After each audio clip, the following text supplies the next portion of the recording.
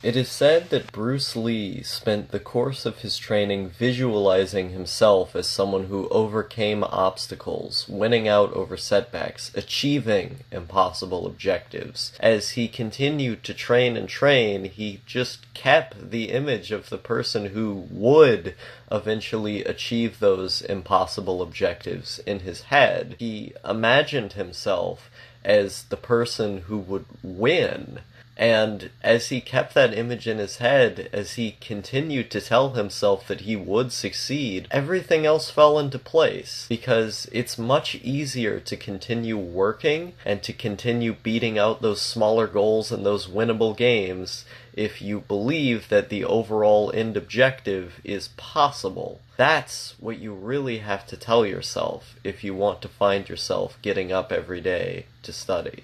I imagine myself in a studio apartment in Osaka, Japan. My rent is probably $200, $300 because I decided to scale back and stay in the absolute smallest studio that I could, but hey, there's enough room for me to put a TV, a computer, and a small bed, and so I'd be turning out just fine. There's a small kitchen area by the bathroom, but it's kind of weird to get used to when you've lived in a house all your life, but that's okay, let's make some noodles or some shit. And when I go outside, I'm greeted by tons of other doors, only to see that, oh boy, there's another earthquake today, time to go back in. When I'm not sitting there translating in order to make enough money to get by on my $700 a month budget, I'm sitting there playing video games on this small CRT television that I seem to have gotten delivered to me thanks to Japan's great online services when it comes to trading with other people. I may have spent $18 on it, but my PlayStation 2 says otherwise. The thousands of hours of fun that I'm getting in between sitting there and translating as my daily job is enough to fuel this nocturnal night walk I'm about to go on shortly after finishing the next level. When I get back into my apartment after walking to the 7-Eleven at about 12 a.m., I feel happy.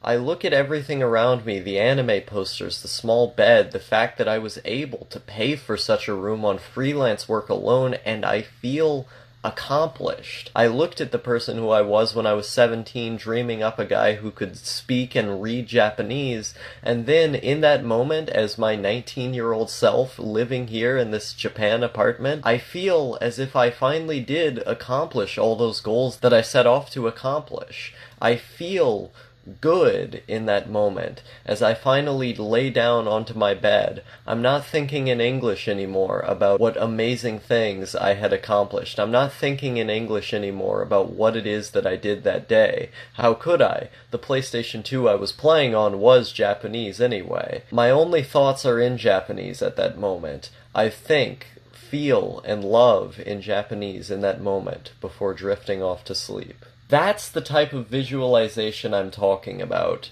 Detailed, loving, romantic, poetic explanations of who it is that you want to be.